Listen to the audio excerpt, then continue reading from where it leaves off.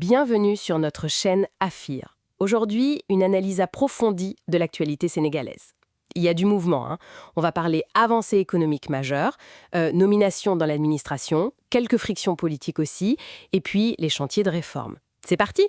On attaque fort avec une nouvelle qui était très attendue dans les cercles économiques, non? Le Sénégal, qui n'est plus sur la liste grise de l'Union européenne. Exactement, la fameuse liste sur le blanchissement d'argent et le financement du terrorisme. C'est ça. C'est vraiment l'aboutissement de pas mal d'efforts, de réformes qui ont été entamées déjà en 2021. D'accord. Et concrètement, ça change quoi? Fini la vigilance renforcée pour les banques? Voilà, pour les banques européennes qui traitent avec le Sénégal, c'est une surveillance allégée. Ça peut aussi vouloir dire un accès potentiellement plus simple aux financements internationaux. Et puis, il faut le dire, c'est bon pour l'image du pays. Clairement. Oui, ça c'est sûr. L'image, c'est important. Mais au-delà de ça, est-ce qu'on peut espérer des impacts, disons, rapides pour les entreprises sénégalaises, les projets Alors, à court terme, oui. Ça devrait rendre les transactions financières internationales un peu plus fluides. Peut-être même réduire certains coûts qui y sont liés, hein. Ah oui? Pour les gros projets qui cherchent des fonds européens, par exemple, ça lève une barrière. C'est, disons, une étape administrative et de perception qui saute. D'accord. Après, attention, c'est une condition nécessaire. Mais ça ne suffit pas en soi pour attirer massivement plus d'investissements. Faut voir le contexte global. Je vois. C'est un signal positif, mais il y a encore du chemin. OK. Et pendant ce temps, au niveau du gouvernement, l'appareil administratif, il est en train d'être ajusté, on dirait.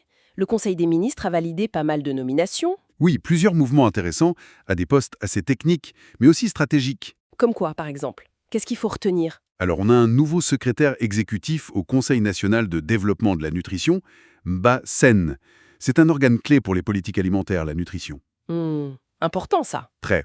On a aussi de nouveaux directeurs. Au labo BTP, Laurent Sina. C'est essentiel pour la qualité des routes, des bâtiments. Ah oui, le contrôle qualité des infrastructures. Exactement, et puis à la programmation budgétaire, Souadou Dramé, à l'ordonnancement des dépenses publiques, Serine Cheikh Mbeguer, au COSAMA aussi, la société qui gère le transport maritime côtier, c'est Babatal. Le cabotage, oui. C'est ça.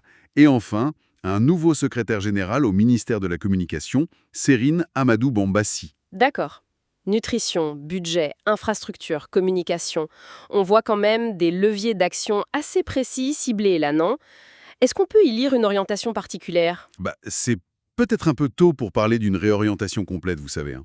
Mais ça suggère quand même une volonté de placer des personnes, disons, de confiance à des postes importants pour mettre en œuvre les politiques qui ont été annoncées. Logique, en somme. Oui, et puis ça coïncide, ce n'est peut-être pas un hasard, avec la tournée économique du président Faye.